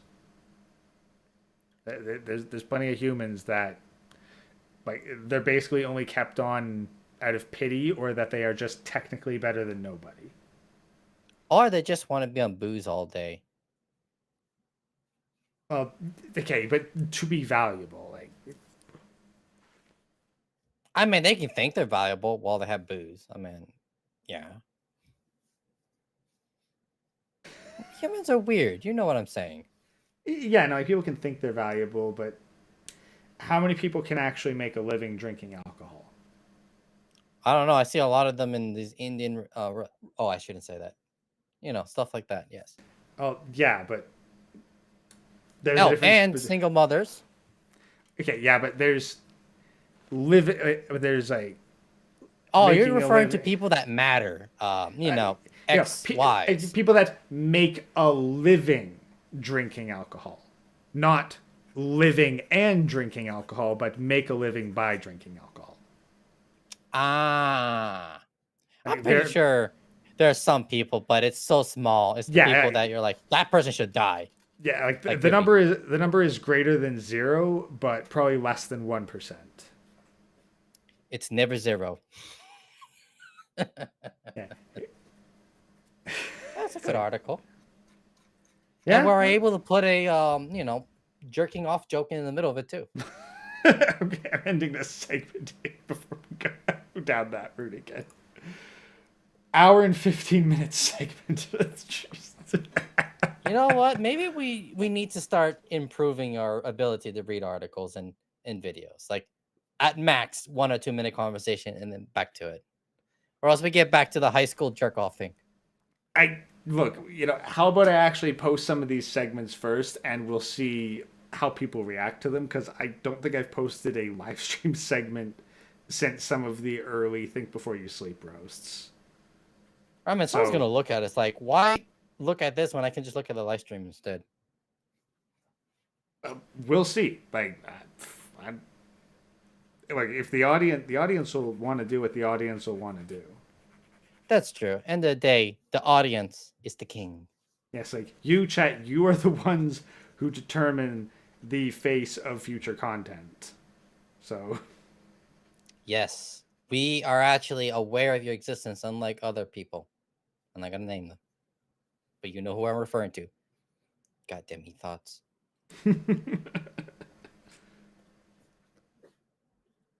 hi. Well, I gotta take a fucking drink of my goddamn Goislop fizzy sugar water here. Wait, we're faster than Chronic? Really? I mean, yeah, you got a point. Now that I think of it, like there was one time he took like what 3 hours, and it was only like 10 minutes out of like a 30-minute video. I forgot what it was. Hmm. Yeah, no,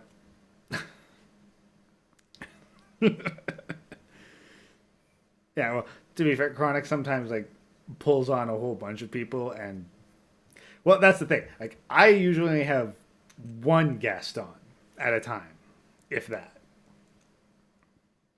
I was like, if Chronic's doing a solo segment, he'll usually get through it pretty fast. No, But it doesn't. I gotta say how it is. How it is. Okay. I mean, yeah, it increases when he has people on, but generally speaking, he's very good at milking content, which is exactly a good skill to have. I mean, it's entertaining. I mean, honestly, more entertaining and more value per sentence than Tim Pool, who's probably the king of milking content. Like, I gave up on that freaking beanie head. Like, it just takes forever to get to the point. It's like, yeah, this is what I do with all the things I watch on YouTube when it comes to live streams. I wait for it to end so I can skip to the good parts. But with Chronic Stream, I know it's good all the time. So I go from the start. yeah, like, well, and I'll be honest, sometimes, like, part of it too is I'll just go for the comment section. That's where the real content is in most of these YouTube channels, unfortunately. Yeah. Especially when they have the timestamps. It's like, thank you. Yes. Actually, yeah, no, like, shout out to the real heroes who put in timestamps on these videos. Like, the service The is real appreciated. goats. Yeah, like timestamps and clippers. Like I'm willing to bet that most VTubers would have nowhere near their current popularity level were it not for dedicated clippers. That is true. Yeah, because a lot of them don't even know how to edit themselves. All they know how to do is randomly talk, which I mean, I get it. People like that. I don't understand it. I'm not gonna be a complete boomer about it. That's the thing, but like, hey, like, I'm not going to watch like a full-on multi-hour live stream of something because like 9 times out of 10, I don't care. Like maybe I'll watch a playthrough of like an indie game that I'm kind of interested in but not going to play. But like I've only done that once, like with a VTuber. I've watched like footage of an indie game. T- I'm trying to think of what type of person that I used to watch that was technically a what are they called, VTubers? Yeah, VTuber. Uh, Lack of entertainment doesn't count really. He's got his little VTuber troll thing, but I don't think that's Yeah, quite the same. yeah. I don't think that counts, right? I'd say it technically counts in the same way that I'm technically a VTuber. Well, I do watch you, so okay. I guess that does make me a VTube watcher. Yeah, but there's a difference Yet again, between. I actually want your content. Not most of the VTubers that I see are just like kawaii. Look at me, and I'm like, what are you even playing? Like, it looks like you're dying every 5 seconds. I mean, at least I die in like. I mean, it's mostly just Elden Ring, but sometimes I die within the first 2 minutes. Sometimes it takes a little while. Yeah, but at least it's not the game over screen for 5 minutes. How do I restart the game? Oh, and stuff like that.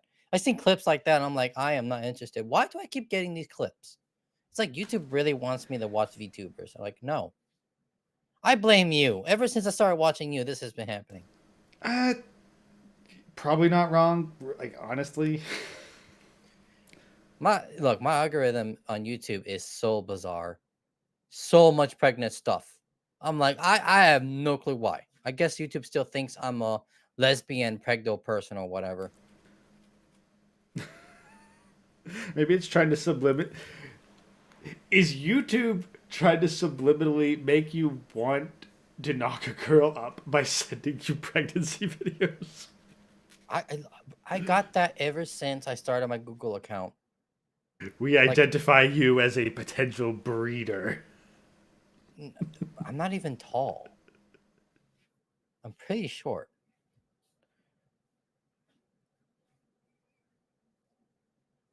I don't know what else is short. Look, man, it's I don't want to be a breeder.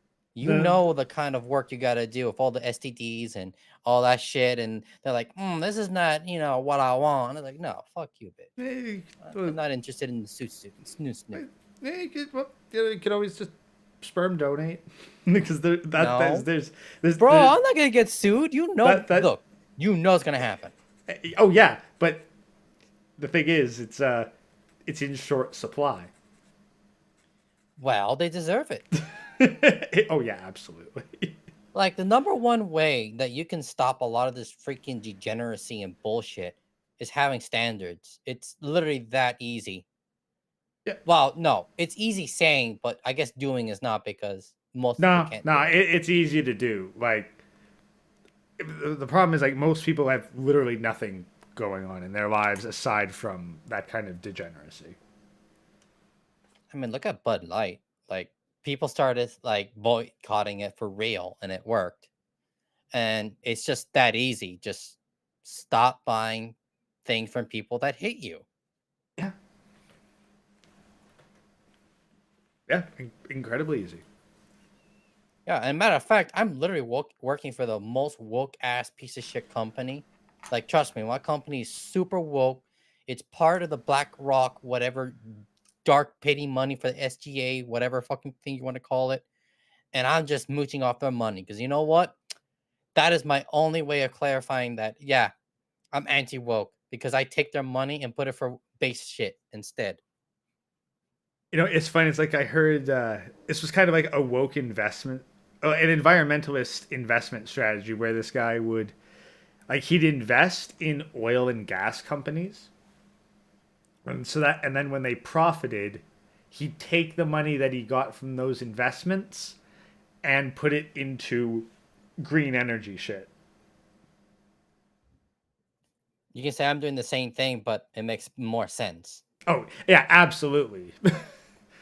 But it's Like more so that's the like only thing I can think of. The only thing I can think of green energy that would have a future is either nuke. Well, I don't think nuclear is considered green energy. it should be, but it It isn't. should.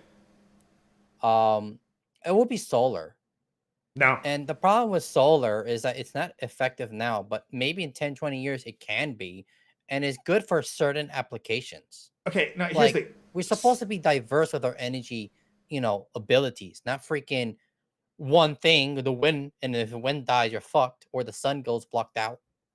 okay, now here's the thing. I am against solar energy in its current iteration.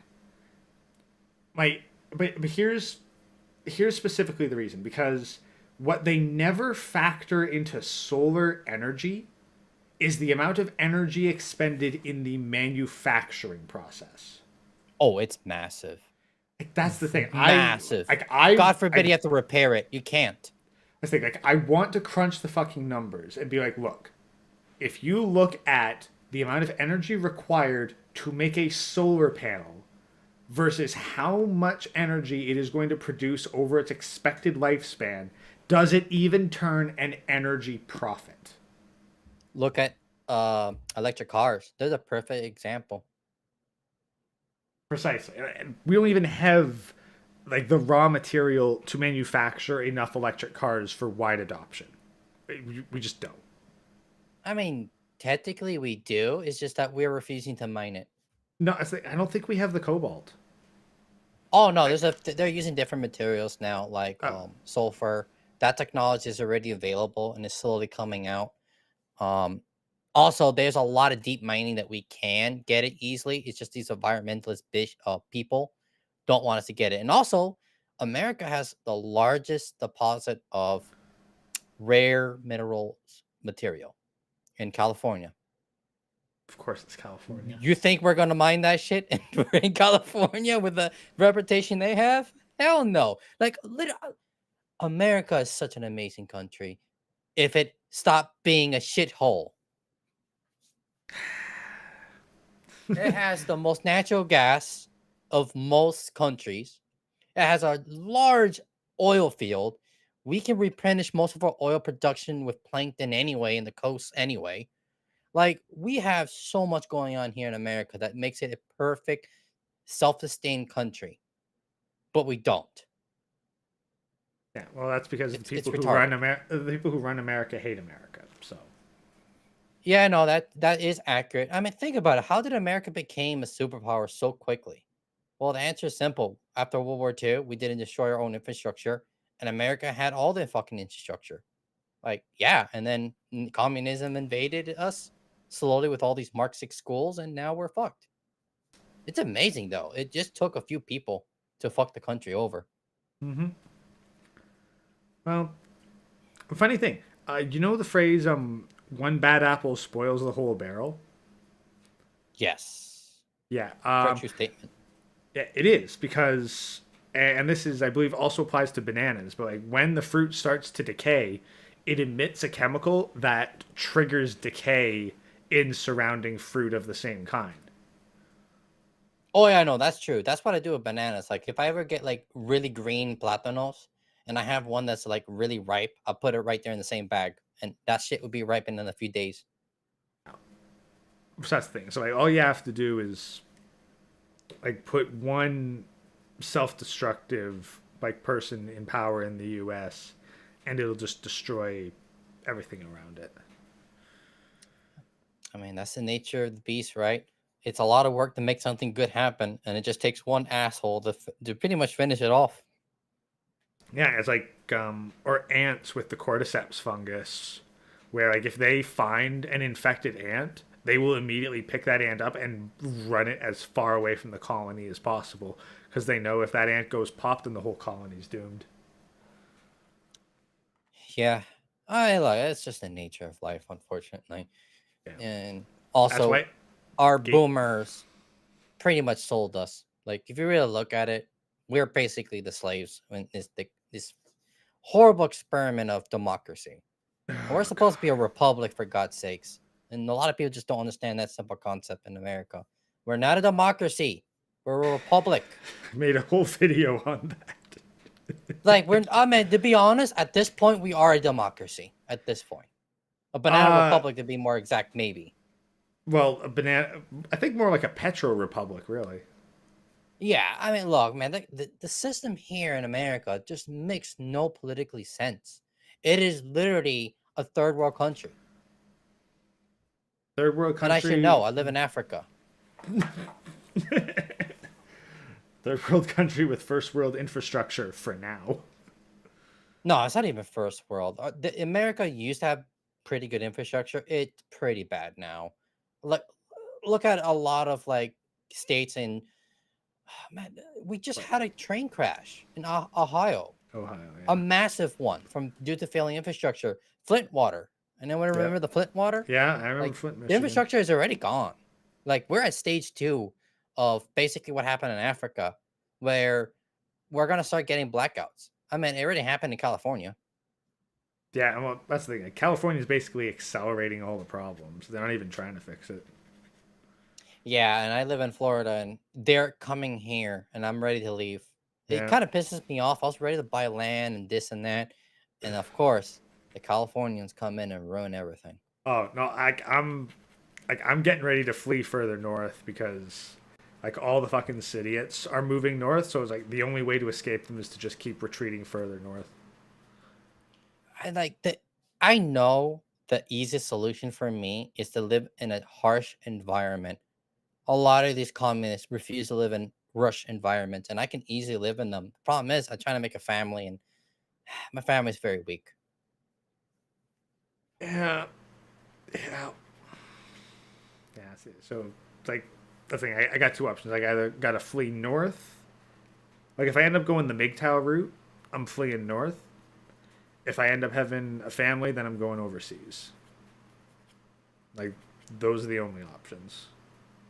Well, the MGTOW one you can still change later on. Like things could get better in our regards, if that makes sense, but Now not the the other th- way around.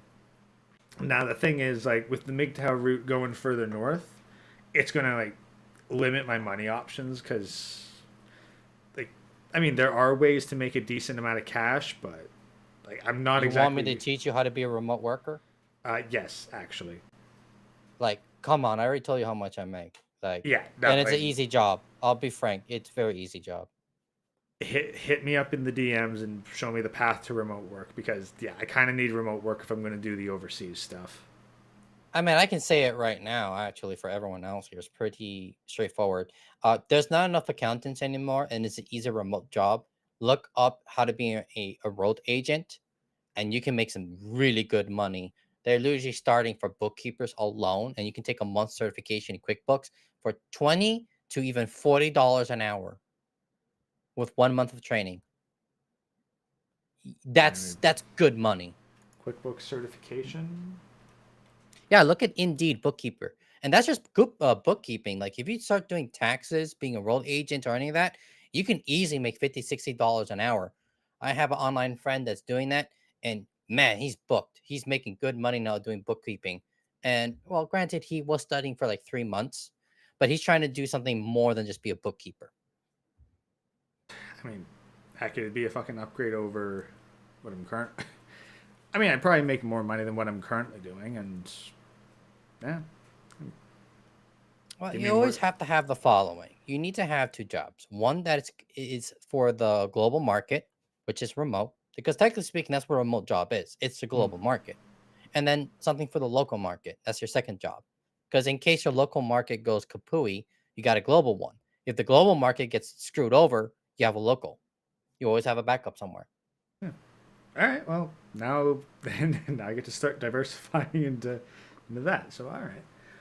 Let's see. But we got 1 hour. We're 1 hour 43 minutes in. So 1 hour and 17. Do you you don't have anything like happening soon, do you? I know you usually get like a phone call about the 2 hour mark. Actually, I gotta start getting back to work. After Yeah. that woke ass bitch pretty much straight up said, "Yeah, I'm not gonna look at this. It doesn't work when I tried using this command." No, it pisses me off All because I'm right. like, Well, then we'll just like use yeah, the last, yeah, the last 15 minutes for closing thoughts, and we'll wrap up at the 2 hour mark. Then yeah. Sorry, just today I gotta get shit done. that Unfortunately, it's sorry all about good. that. It's all good. All right, closing All right. thoughts. Yeah. Any So requests anyway by chat? Because I haven't had a request from your audience in a long time. yeah, chat by all means. I open question period right now. So I mean, so how about we go a bit more into like the QuickBooks thing? So like, I'll just pull up my hundreds upon hundreds of tabs here.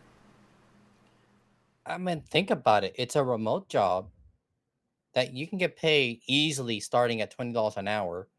And as you get more experience, you can easily get more and just build up a portfolio on that. And then later on, you can start doing some accounting. And the reason why this is happening is because a lot of accountants, boomers, are retiring. And because of all the regulation and bullshit with accounting, a lot of people just refuse. So it's basically a market that is extremely high in demand, but there is no supplies. Take advantage of it before people start noticing, especially these woke ass women.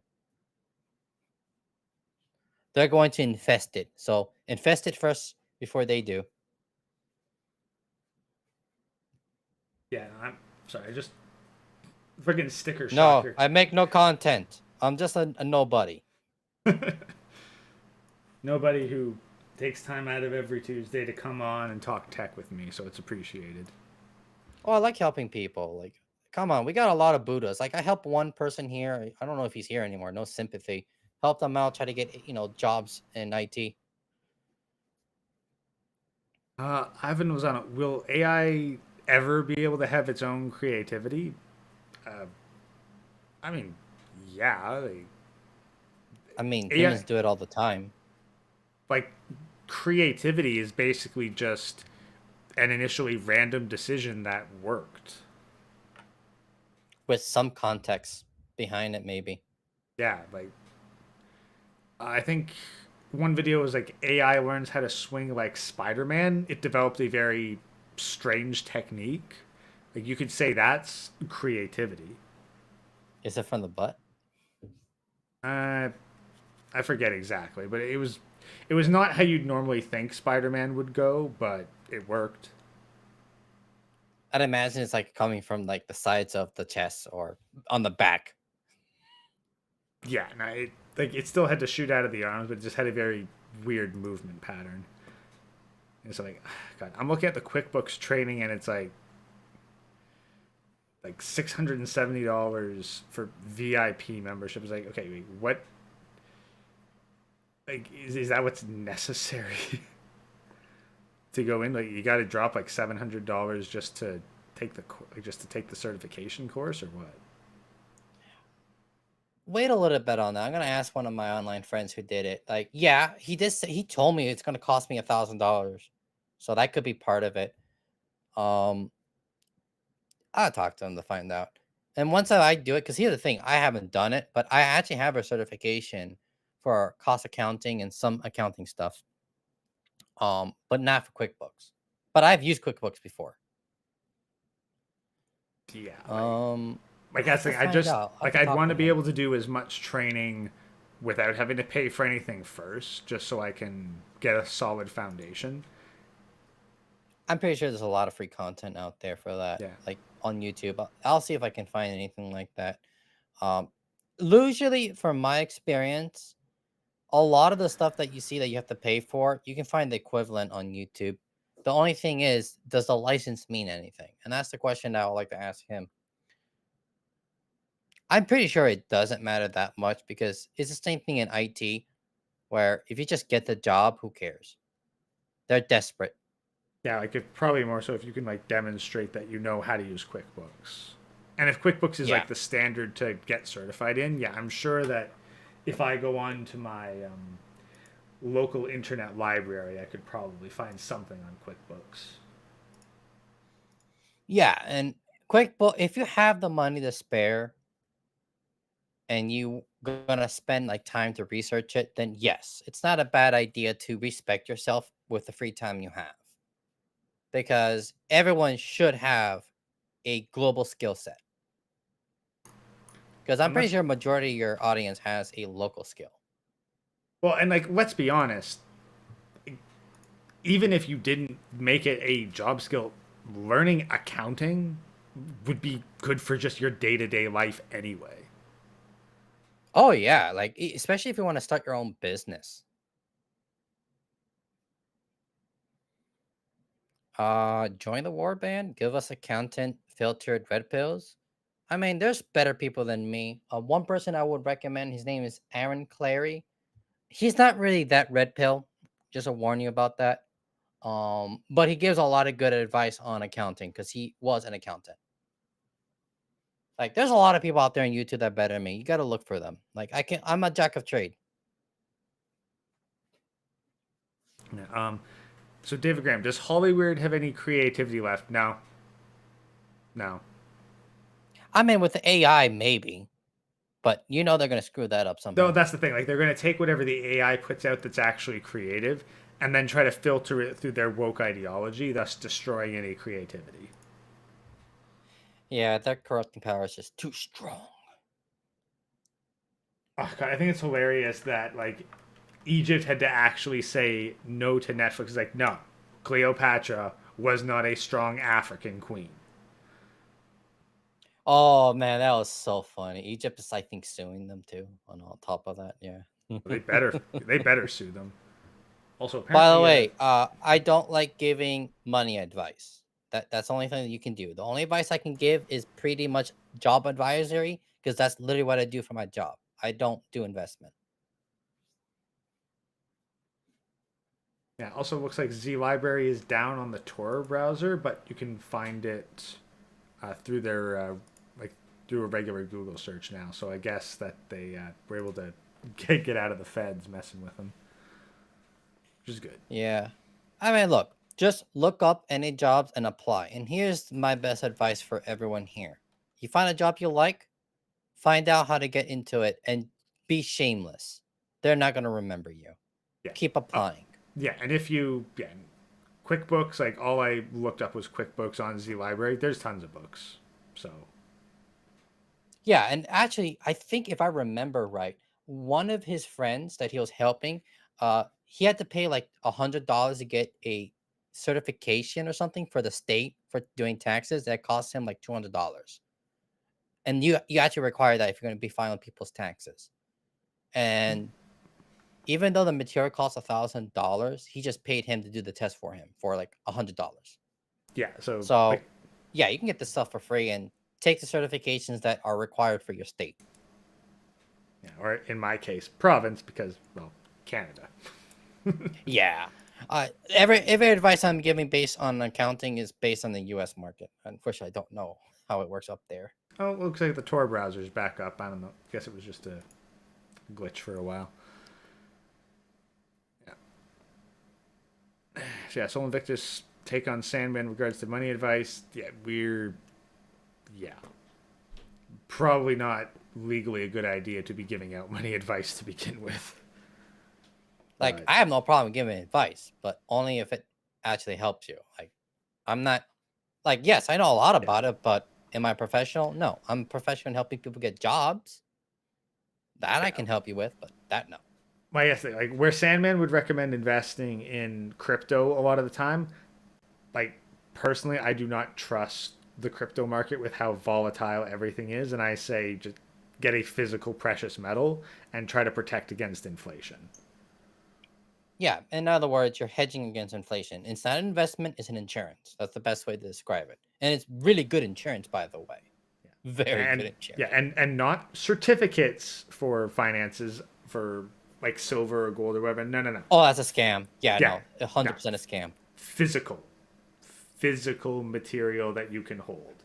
If you can't If hold you it, you can't don't. touch it, you don't own it. Yeah, you don't, exactly. Can't touch it, don't own it. Yeah, and that's not an investment advice. That's literally a dad's or father's advice. Like no one teaches anyone this anymore.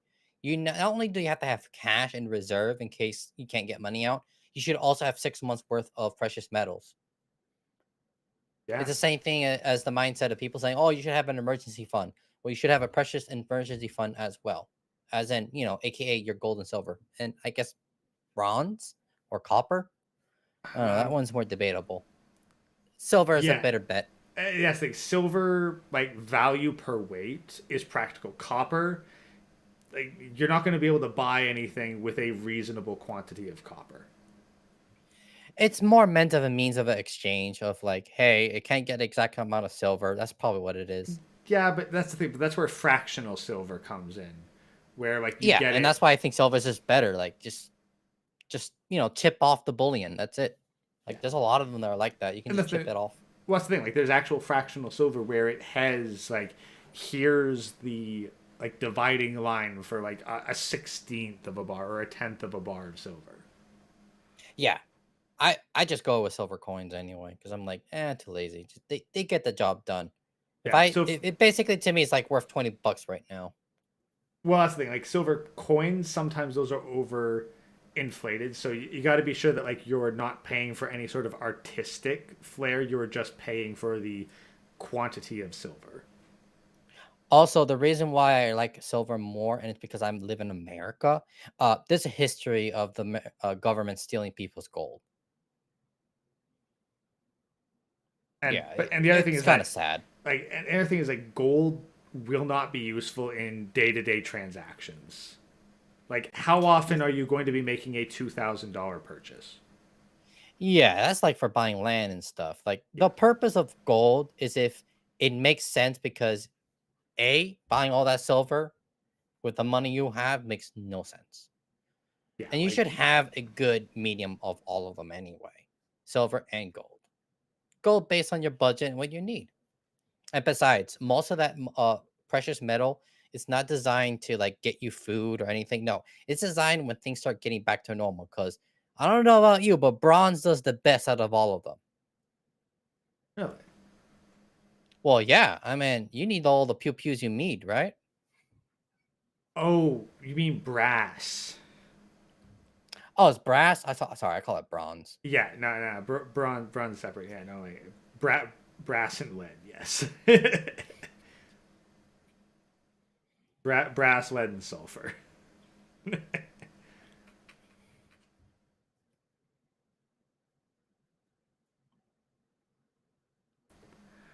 Might as well hoard copper and all. Like just copper per weight, not going to be a huge amount of value, but like if you wanted to trade it into like a scrap metal yard, I'm sure it would have a place.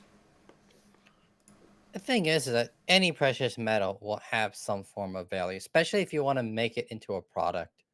It's just one of the things where if you have the refined ingot or whatever, it has tremendous value because you can make it something, except maybe gold. I know there's uses for gold, but nothing compared to silver. Silver has a lot of production use. Yeah, gold like it's not so much useful in more day-to-day stuff. It has more effective use in like advanced electrical components, Gold, but yeah, it's gold has a yeah. lot of advanced usability on it, and they use very small amount of it, so Yeah. small that it's actually economical. Yeah, it kind of like diamonds in the same way. Like it has advanced industrial use, but like you're not going to be like breaking up like an old wedding ring to get some of the diamonds to put on a dentist drill.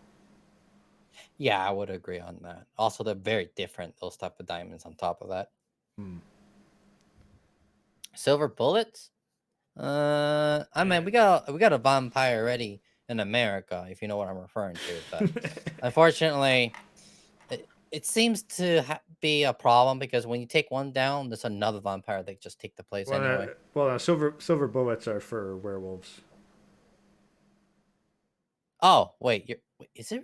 I thought it was for vampires too. I thought Uh, silver works for them too.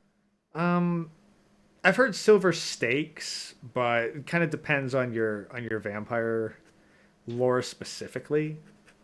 Like I know in Helsing they I would agree use for sure for werewolves. Definitely silver. yeah, no silver. I think silver, from what I understand, most effective on werewolves, vampires. You want to like it's more so you want to be staking them in their coffins and desecrating like their earth. Like holy water is probably going to be far more effective against vampires. Fae, you want to use cold iron because they hate that. Hmm. Oh, you just remind me of a really good example I heard a long time ago. So you know how vampires they don't you don't see them in the mirror. Hmm. Apparently, it has to do with the silver in them because back then they used to make them out of silver. So I wonder if you can make a analogy where it's like you can see the vampire because it's not made of silver. Well, here's the thing: like in Bram Stoker's Dracula, I think it more so has to do with the tangibility of the vampire because at one point he's looking at Dracula and there's a fire on the opposite side and he was seeing the fire through Dracula. Oh, okay. Oh, that's actually interesting. It's basically a phantom. Yeah. Yeah, he wasn't quite tangible, like it seemed. Hmm. That I don't know my he lore doesn't. that well. You seem to know it quite well. I mean, it makes sense you're a ghost, but still. Yeah, and you know, I've done a bit of supernatural research in my time. I may or may not have a few books on the subject.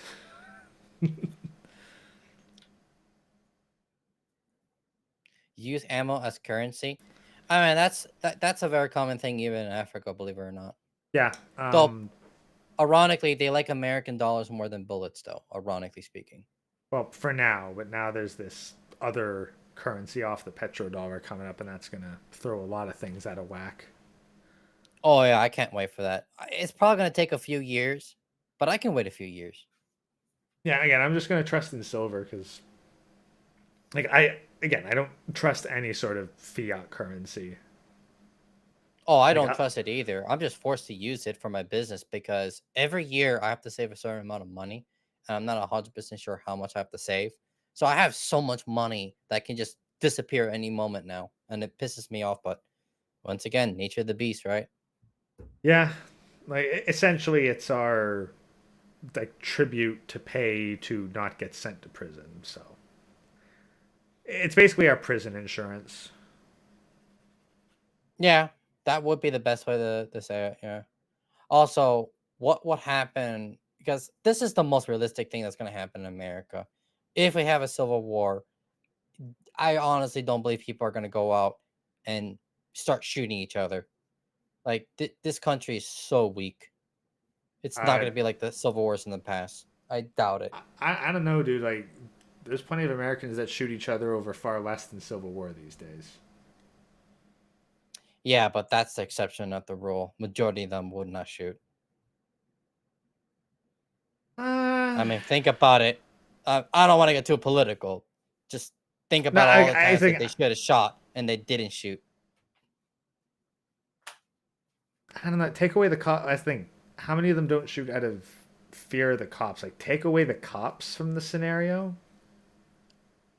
Yeah, you're right. It's probably higher, but I honestly believe most people are just gonna be like, I live in a rural area. It ain't gonna happen to me. Kind of like the Texan mentality. And by the way, Texas has fallen Yeah, for those who are in Texas. Like, get the hell out. yeah. I'm For already the getting out of Florida. Florida's the next California. Like, the only that thing I can think about is buying property here and wait 5 or 10 years and then sell it. I, as I say to people who talk about that kind of stuff, like bold of you to assume we have 5 to 10 years. We probably, well, depends. If you want to talk about like you can actually do stuff, yeah, this is maybe 2 years max. At that point, you're pretty much trapped.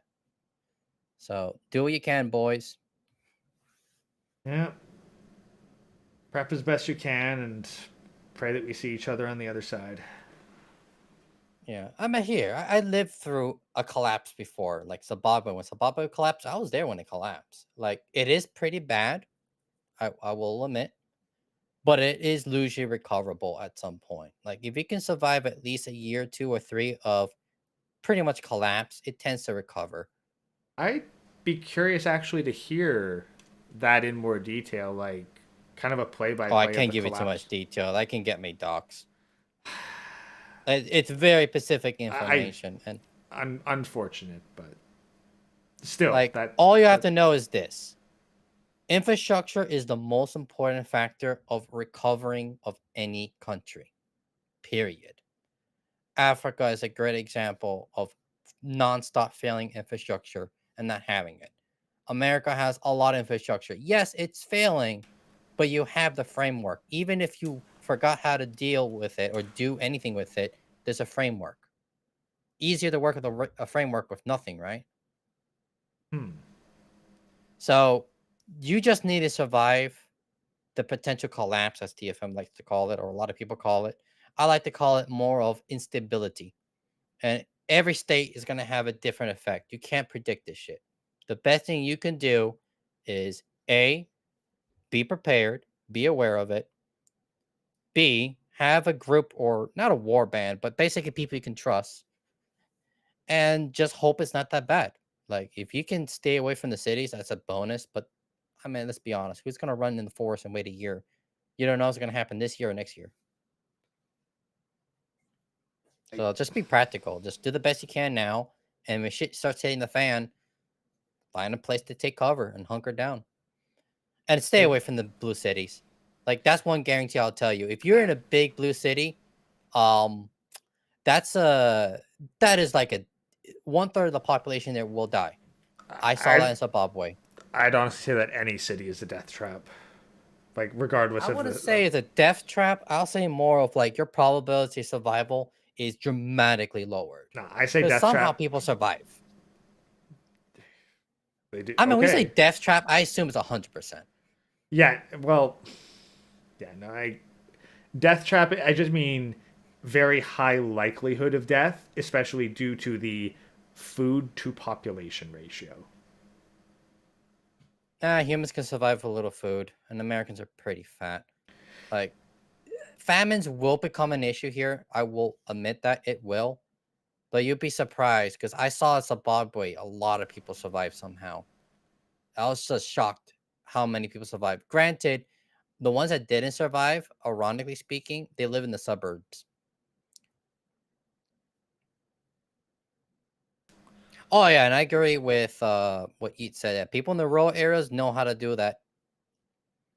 Yeah, no, Yeah, like I it's think, true. That's their best option. But once yeah, again, how many people can live in a forest or live in rural areas? A lot of people yeah, can't. yeah. That's the thing, like I have no like problem getting in my hands dirty, as I told you before. yeah, I'm like like, in fuck yeah. like Mao's Great Leap Forward, where shit ton of people starved to death. But yeah, most of them were in cities, and the body count was very low in the rural areas. Of course.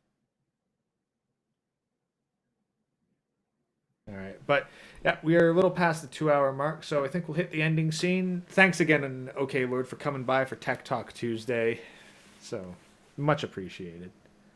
Any times. And of course, we can always talk about high school and the terrors of the jacking into the eye. Maybe we'll send that. Maybe we'll save that for the Pygmalion AI spicy roleplay episode. No, no, no, no. It's bad enough that I have to think about Jack Murphy. We don't need a accidental Jack Murphy. Matter of fact, maybe that was Jack Murphy in my pastime. It could have been. Could have sounds the same MO. Anyway, you have a good night. Peace out, Warband. Peace.